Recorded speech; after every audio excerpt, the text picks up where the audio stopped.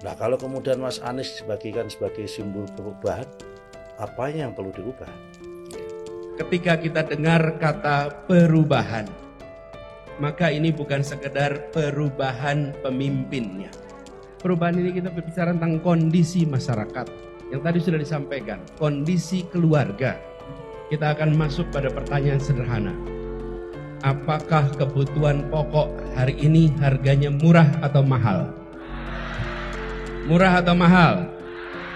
Mau diteruskan mahalnya atau dirubah? Nah, itulah perubahan. Kita bicara lapangan pekerjaan. Kita punya banyak pekerja tapi kurang pekerjaan. Di negeri lain banyak pekerjaan, kekurangan pekerja. Pertanyaan, apakah sulitnya lapangan pekerjaan mau dilanjutkan atau mau diubah? Dilanjutkan atau diubah? Itulah perubahan. Begitu juga dengan pendidikan. Pendidikan berkualitas hingga tuntas. Yang PR-nya masih banyak. Kita lakukan perubahan di situ. Sama dengan kesehatan yang tadi persis diceritakan. Betapa banyaknya rakyat kita ketika mengalami sakit datang ke rumah sakit bukan jadi sembuh tapi jadi miskin. Yang diperlukan datang ke rumah sakit pulang sembuh, bukan pulang menjadi miskin. PR-PR inilah yang nanti kita ingin bereskan sama-sama. Selamat sore teman-teman sekalian. Assalamualaikum warahmatullahi wabarakatuh. Sore hari ini saya bersyukur menyambut undangan dari DPD Partai Hanura DKI Jakarta untuk bersilaturahmi, dan tadi bersilaturahmi langsung dipimpin oleh Bapak Jafar Bajber, Ketua DPD Partai Hanura DKI Jakarta beserta jajaran, dan silaturahminya tadi rileks, santai. Kita membicarakan tentang Jakarta kini esok, dan kita tadi baru ngobrol-ngobrol saja, silaturahmi, belum ada pembahasan lebih detail soal itu. Saya ingin sampaikan kesempatan kepada Pak Jafar untuk menyampaikan sesuatu. Silakan Pak Jafar. Ya, terima kasih Pak Anies. Teman-teman sekalian, barusan kami kedatangan tamu, menerima tamu Pak Dr. Haji Anies Rashid Baswedan dalam rangka silaturahim dengan DPD Partai Hanura.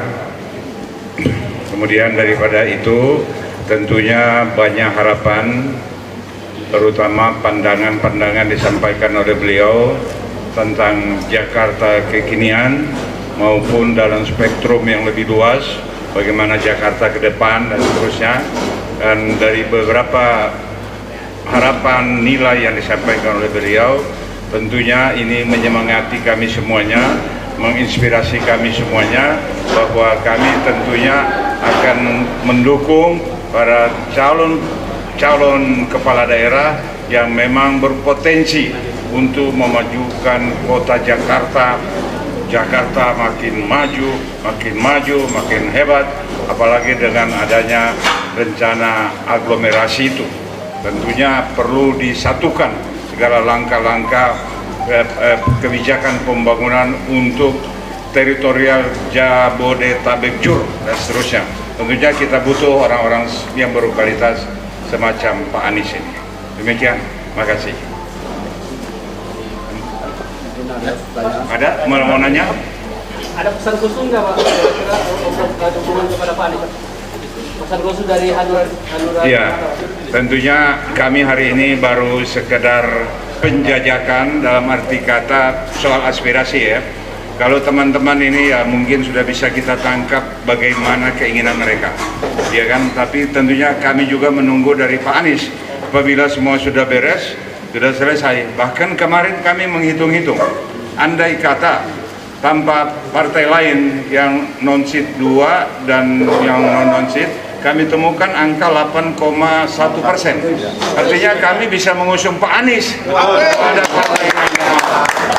Nah itu salah satu contohnya. Mudah-mudahan ke depan kalau memang jalan beliau dihambat terus oleh orang-orang tertentu, ya, maka kami berusaha untuk mencari jalan lain, dan itu memungkinkan secara konstitusi.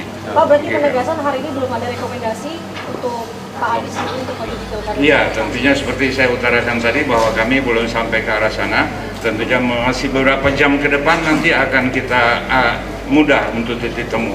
Karena kami sudah saling kenal sejak lama. Ya. Pak, bisa dibeberkan dikit Pak, strategi khusus yang akan digunakan untuk Pak Anies seperti menghadang gitu. Bertahap.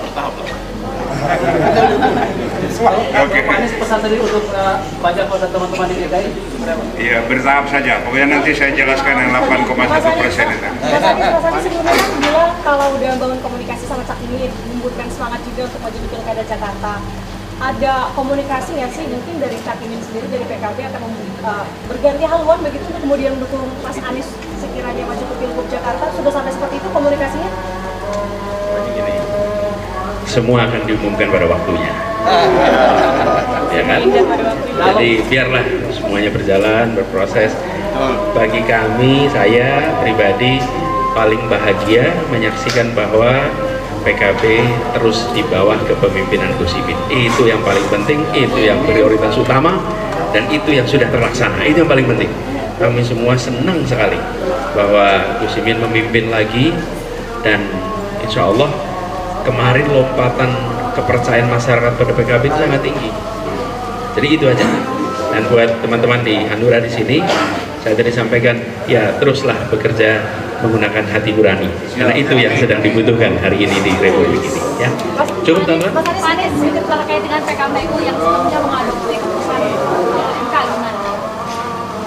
Hari ini kan disahkan untuk PKPU akan mengakomodasi keputusan MK. Ya memang sudah seharusnya begitu.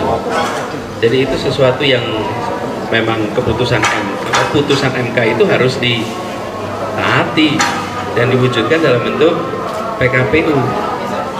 Kita boleh setuju dan tidak setuju, suka dan tidak suka, tapi begitu itu jadi putusan, hormati putusan. Saya menjalani itu ketika proses kemarin, tahun lalu, sampai dengan Pilpres selesai, kita sampaikan aspirasi kepada MK, tapi begitu MK memutuskan, maka taat. Dan itulah sikap kenegarawanan harus ada. Besok kan masih dibahas juga sama Komisi 2 Pak. Tapi ini publik ini banyak suara kekhawatiran Pak soal mengawal orang, ada tanggapan mungkin soal kekhawatiran publik ini Pak? Begini, kekhawatiran itu harusnya tidak ada jika beberapa waktu terakhir ini tidak ada usaha-usaha untuk melenceng dari putusan MK. Nah, ini harus dikembalikan. Apa yang dikembalikan? Kepercayaan kepada negara. Kepercayaan benar harus dikembalikan. Bagaimana putusan MK, rakyat kok sampai khawatir? Ada sesuatu yang salah di sini. Harusnya kalau udah jadi putusan MK semua duduk tenang. Kenapa udah putusan MK kok? Nah, kekhawatiran ini tanda bahwa kepercayaan menurun. Nah, ini harus dikembalikan. Negara harus menjadi pihak pertama yang mengembalikan kepercayaan rakyat dengan cara mentaati semua putusan dari Mahkamah Konstitusi, putusan pengadilan, sehingga rakyat percaya pada negara. Nah, sekarang situasi ini ada, ya, diawasi sampai tuntas. Sesudah itu pemerintah harus kerja untuk mengembalikan kepercayaan. Kalau dari Mas Anies sendiri mengimbau atau juga mengajak masyarakat untuk sama-sama mengawal? Nggak usah, masalah berjalan semuanya kok. Semua bekerja dengan hatinya. Ya kalau organik semuanya. Betul nggak? Panggilan hati tidak ada yang memerintahkan komando. Menurut saya malah sudah biarkan jalan terus. Ini adalah wujud di bulan kemerdekaan kita menyaksikan bangkitnya kembali rakyat untuk menjaga kehidupan berkonstitusi kita. Dahsyat ini. Oke? Semalam Pak Prabowo ngomong di pidato. Nah, cukup, selesai. Halo teman-teman, berjumpa bersama saya di Politik Dagi. Kemarin ada acara Partai Hanura ya. Dan di sana diundang beberapa tokoh politik teman-teman. Yaitu Ibu Megawati, kemudian Gubernur Jakarta Pramono Anung, Ganjar Pramono, yang terpenting adalah ada Anies Baswedan. Oke, kita garis bawahi Anies Baswedan yang hadir di acara Hanura. Dan itu pun di sana Ibu Mega juga hadir, teman-teman. Kalau kita lihat partai-partai mengundang Ibu Mega ya, selalu diwakilkan oleh Puan Maharani sang anak. Namun kenapa kali ini yang hadir itu formasi lengkap, yaitu Ibu Mega, kemudian Ganjar, dan Pramono Anung. Ini adalah orang-orang pentingnya PDI Perjuangan ya. Dan di sana Anies Baswedan pun hadir. Dan mereka duduk di depan dan foto bersama. Ini mengindikasikan ya bahwa keakraban Anies dengan PDI ini semakin erat ya. Bisa jadi 2029 nanti Anies Pram atau Pram Anies ya, kita tidak tahu. Yang jelas ini adalah kode untuk 2029. Bagaimana menurut kalian?